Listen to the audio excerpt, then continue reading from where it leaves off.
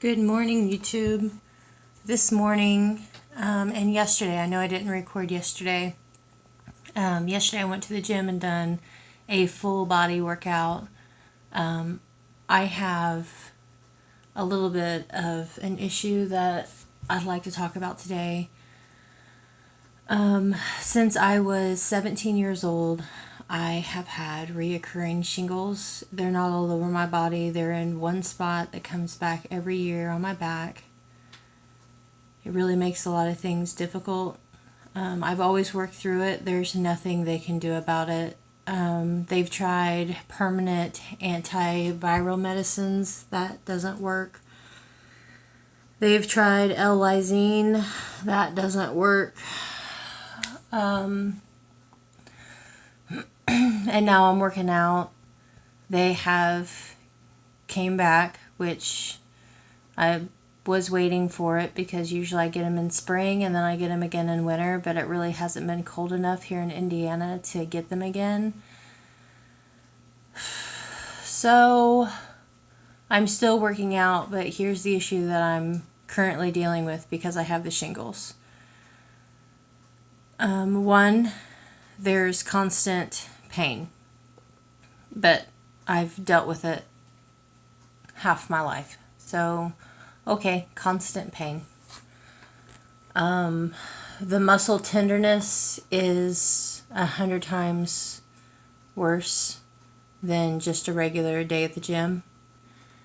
And then we also have, after I work out, I eat like eggs, ham rolled up in a tortilla to get the carbs back in and to get protein in as soon as possible.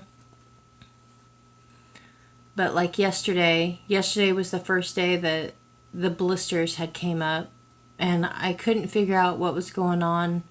The day before that, I was just really tired and I really didn't want to go to the gym, but I went anyway, but I didn't do a full workout and I couldn't figure out why I was so physically unmotivated when mentally I was motivated. I couldn't figure that out. Well, now I know why. So yesterday after my workout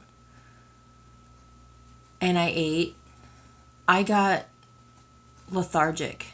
Like really, really lethargic. Didn't want to move, didn't want to get up. I just wanted to go to bed. So I reclined in my living room and I watched some YouTube.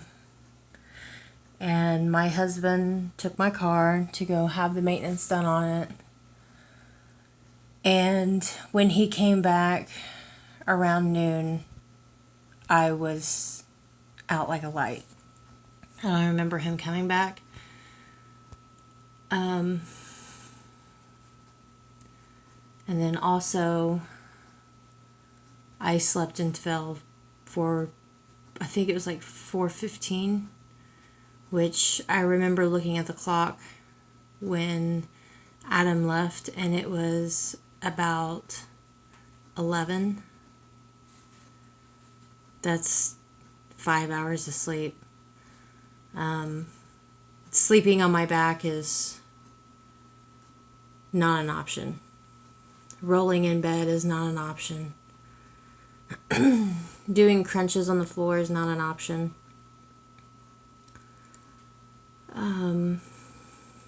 Anything that has to do with my back having any pressure on it it's a no-go. So I am going to the gym today, but I'm not going to push myself hard, and I'm not going to see how much I can do. I'm going to go and I'm going to make a circle around the gym using equipment that I know that is not going to cause any discomfort on my back. Then I'm going to come home and I'm going to eat. And my hope is that because I'm not pushing myself, I won't sleep for 5 hours after a workout. That's not good anyway to sleep after a workout. I've heard so many people say that if you're tired, sleep. But this goes past tired. This is like your body shutting down and saying, whether you want to or not, you are going to go to sleep. So I'm hoping that I don't overexert myself and make it to the point where I feel like I have to go to bed, because that's not what I want to be doing. The whole point of doing this is so that I can be more active. And shingles suck anyway, and I know it's a medical condition, and I know that there's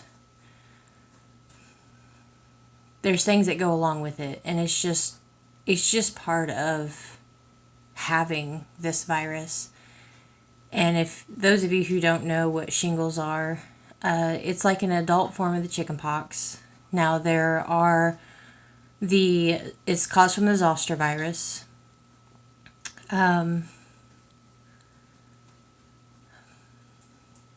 When you get chickenpox when you're a kid, typically you would have a great breakout. Back in the 80s, you would have a breakout. They would be all over your body. You would be very uncomfortable, but you would get oatmeal baths multiple times a day to help you deal with the discomfort. You would have hydrocortisone creams. You would have all kinds of things to reduce the itching. Now, my brother and my sisters had gotten the chickenpox very badly. My brother had them in his mouth and up his nose. My mom said he had him around his eye. I had one on my forearm, and they really didn't even know if that was a chickenpox. I didn't run a fever. My mom says that if the only thing that she could think of that the spot is that it was a chickenpox, but I didn't have a fever. I didn't have any more of them. I only had one on my forearm. That's not enough to keep the virus or get enough antibodies in your body naturally to create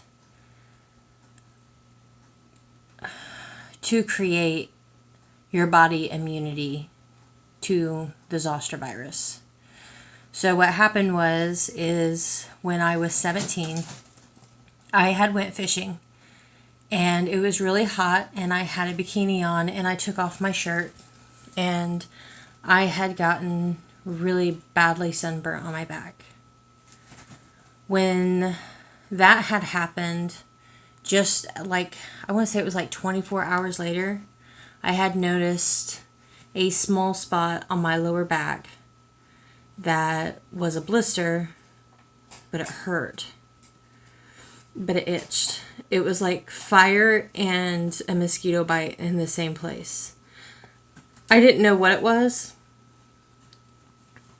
so I was messing with it, and finally I told my mom, I was like, can you look at this? And she looked at it and she said, well, that's really weird. And I didn't understand what she meant by that's really weird. She said, well, that looks like a chicken pox.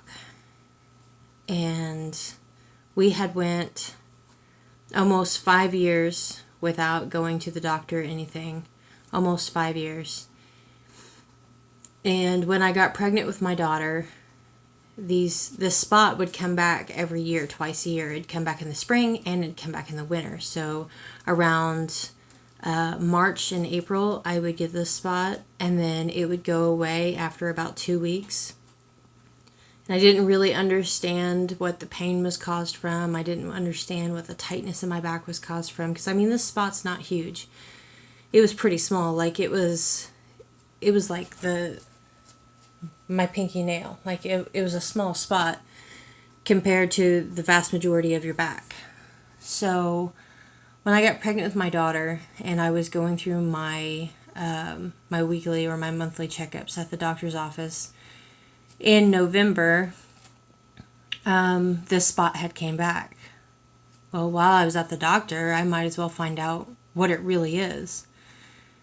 And I showed it to her, and she said, that is shingles. I said, okay, what is shingles? And she said, well, it's like a chickenpox virus, and it is a chickenpox virus that is held inside your spine. And what shingles is the seeping of this virus that comes out of your spine, and it will follow a nerve line or it will always be on a nerve. So she explained to me that that's why my back is in so much pain, and that is why it's always so tense, and it feels like the skin is drawn tight on my back when it's not.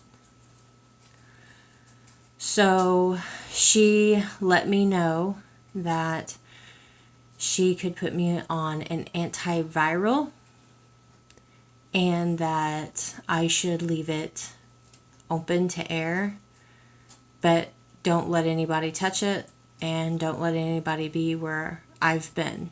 So pretty much designated to one area until these things go away.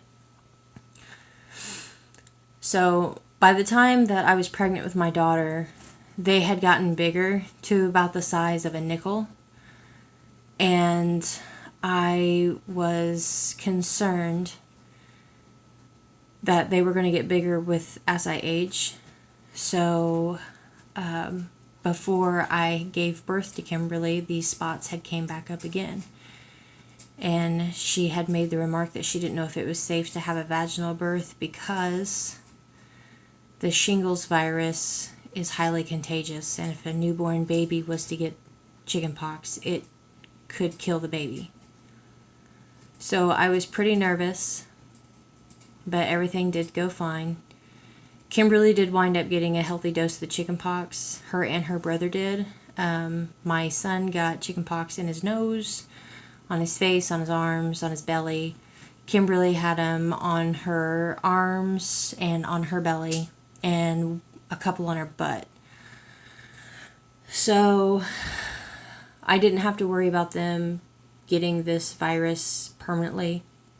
But over the years, it affects me more and more. Like it really wears me out, and it's really tiring.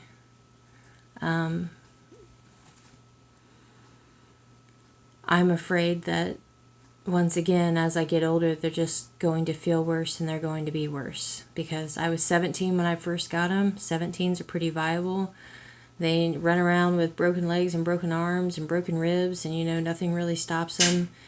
But whenever you start hitting your 30s, everything starts to hurt a little bit more. So that's what I'm dealing with today, and I'm hoping it doesn't have to be so hard. So that's the update I wanted to give you. Love you all. Bye.